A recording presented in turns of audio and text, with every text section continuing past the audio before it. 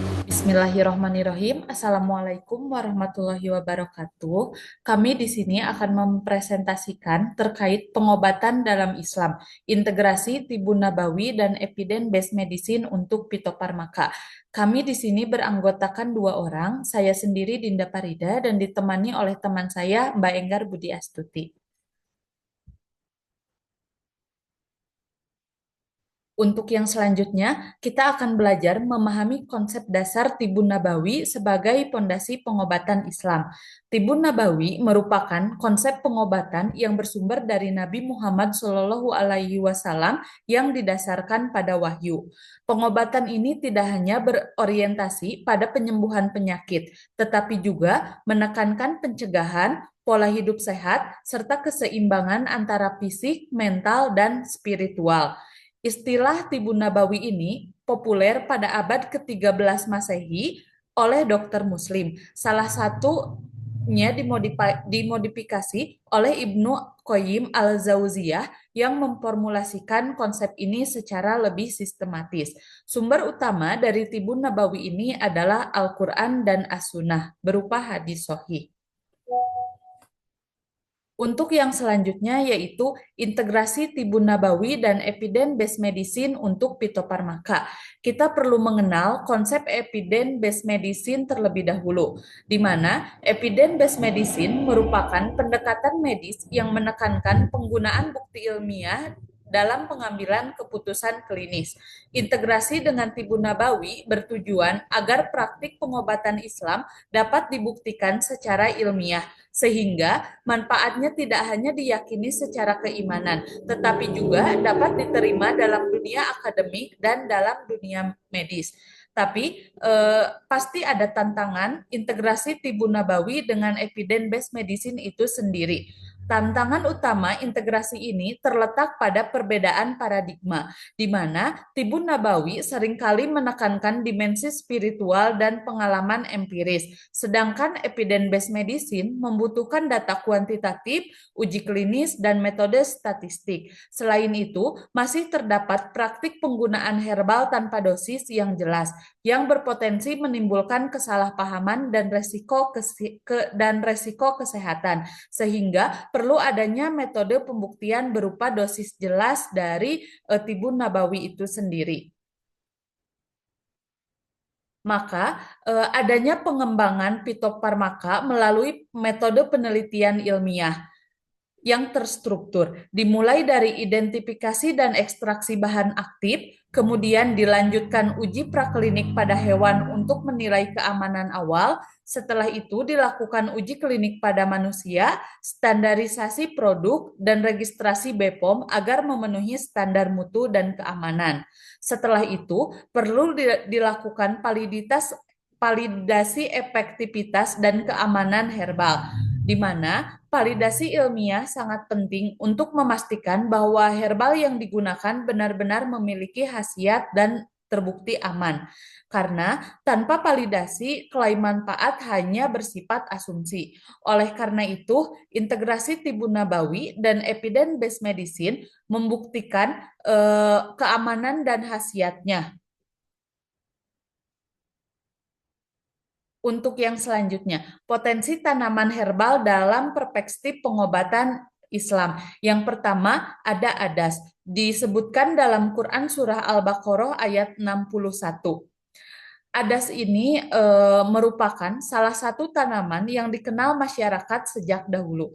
Hal ini menunjukkan bahwa Islam memberikan isyarat tentang pemanfaatan tanaman sebagai sumber kesehatan. Namun, dalam konteks modern, adas tetap perlu diteliti kandungan dan mekanisme kerjanya agar penggunaannya sesuai dengan standar farmasi.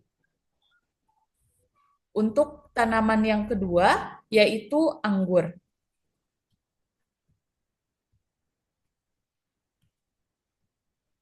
Maaf Pak, di next slide.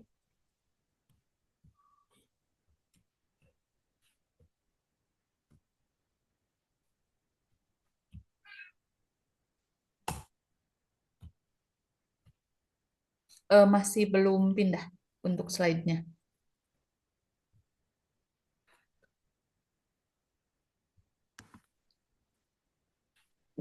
Ya, untuk tanaman yang kedua anggur, di mana anggur disebutkan dalam Quran Surat Al-Baqarah ayat 266, di mana sesuai dengan prinsip pengobatan Islam tradisional, buah anggur dicatat dalam De Materia Medica memiliki sifat meluruhkan batu saluran kemih, di mana data ini didukung oleh Ar-Razi yang menyatakan bahwa anggur dapat berfungsi sebagai diuretik.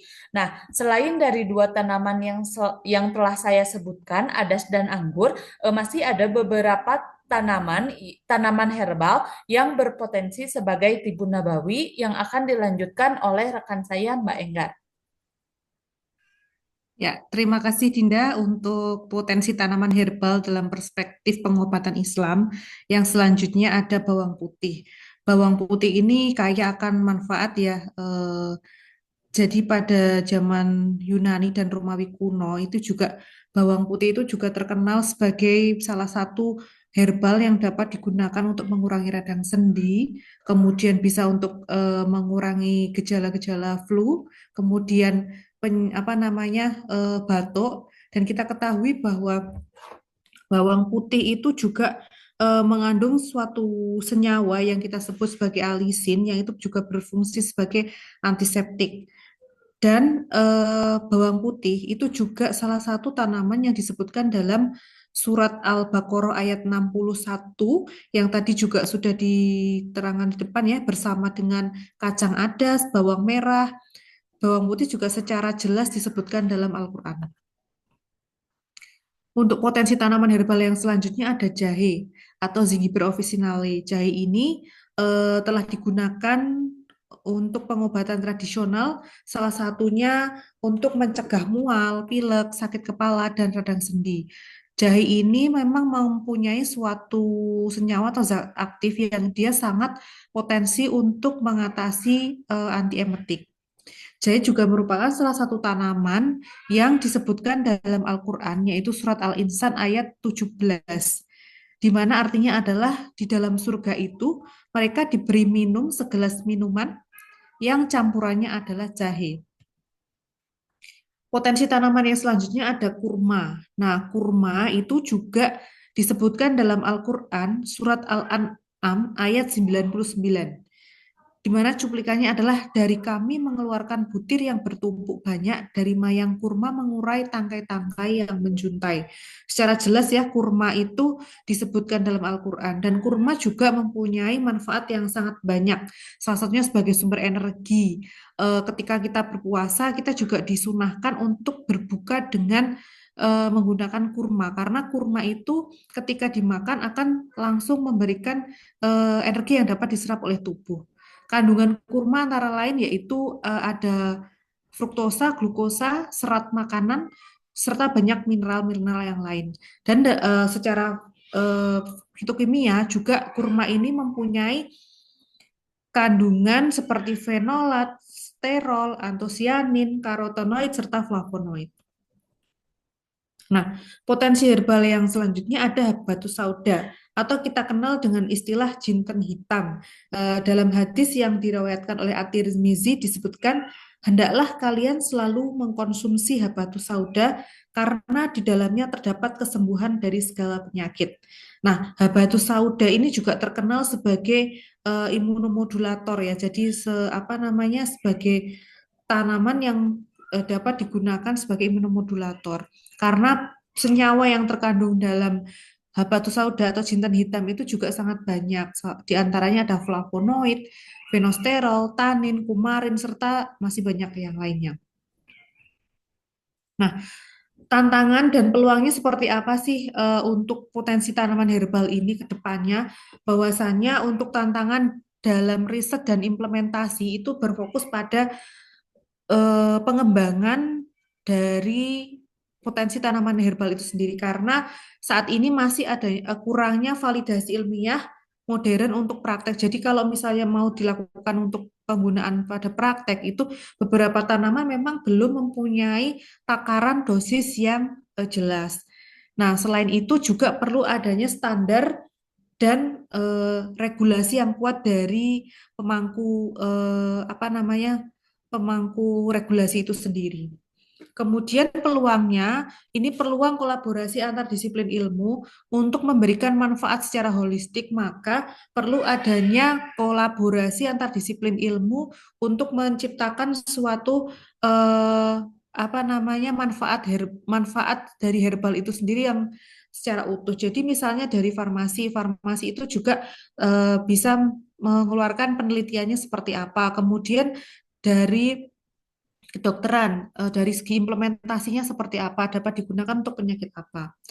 Yang selanjutnya ada riset ilmiah modern tentang dosis dan indikasi. Nah, ini juga perlu adanya riset-riset yang khusus terkait dengan dosis dan indikasinya, sehingga jika suatu tenaga kesehatan misalnya dokter akan menggunakan itu indikasinya itu jelas untuk apa seperti itu. Kemudian perlu pengakuan internasional dalam publikasi jurnal. Jadi semakin banyaknya riset yang dilakukan, maka dapat dilakukan publikasi jurnal secara internasional dan dapat diakui secara internasional.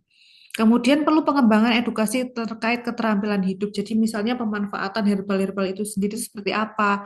Eh, Misalnya masyarakat umum bisa menggunakannya dengan mudah seperti itu. Nah, peran kebijakan dan regulasi dari pemerintah itu sendiri, yang pertama perlu adanya standarisasi mutu, keamanan, dan efikasi sesuai dengan regulasi yang sudah dicantumkan oleh Badan POM. Kemudian yang kedua, perlunya percepatan riset dan registrasi. Jadi tadi kan judulnya fitofarmaka ya. Jadi untuk menghasilkan suatu fitofarmaka itu memang perlu dilakukan beberapa uji yang tadi sudah dijelaskan oleh Mbak Dinda. Kemudian diregistrasi sesuai dengan statusnya yaitu fitofarmaka. Yang selanjutnya adalah yang ketiga, integrasi pelayanan kesehatan tradisional. Setelah mendapatkan registrasi supaya dapat digunakan secara luas dalam pelayanan, maka pemanfaatan herbal-herbal ini bisa digunakan dalam pelayanan kesehatan tradisional, seperti yang sudah dituangkan aturannya oleh Kementerian Kesehatan. Kemudian yang nomor 4, perlunya adanya roadmap santifikasi jamu. Dan yang terakhir adalah perlunya regulasi sertifikasi halal supaya masyarakat itu bisa dengan yakin bahwa produk herbal yang diminum atau dikonsumsi itu sudah mempunyai sertifikasi halal. Nah, kesimpulan dan rekomendasinya perlu adanya sinergi yang holistik. Maksudnya di sini adalah perlu pendekatan yang komprehensif supaya yang memadukan antara tradisional dan sains modern. Jadi dari tradisional kemudian perlu didukung oleh adanya riset-riset yang modern sehingga itu didapatkan suatu manfaat yang komprehensif seperti itu. Kemudian perlunya penelitian ilmiah yang mendalam untuk melakukan validasi ilmiah praktek tibu nabawi yang bersifat krusial dan kredibilitas dan penerimaan dapat dilakukan penerimaan secara luas ya. Jadi setelah dilakukan penelitian yang ilmiah, maka bisa dilakukan validasi bahwasanya praktek tibun nabawi itu apa namanya bisa bermanfaat untuk masyarakat luas. Yang selanjutnya adalah perlunya edukasi ke masyarakat seperti apa itu tingkatan kesadaran publik tentang manfaat dan penerapan tibun nabawi supaya masyarakat itu dapat memilih herbal ataupun misalnya pengobatan yang dapat dilakukan dengan memanfaatkan potensi-potensi herbal itu sesuai dengan indikasi penyakitnya itu seperti apa.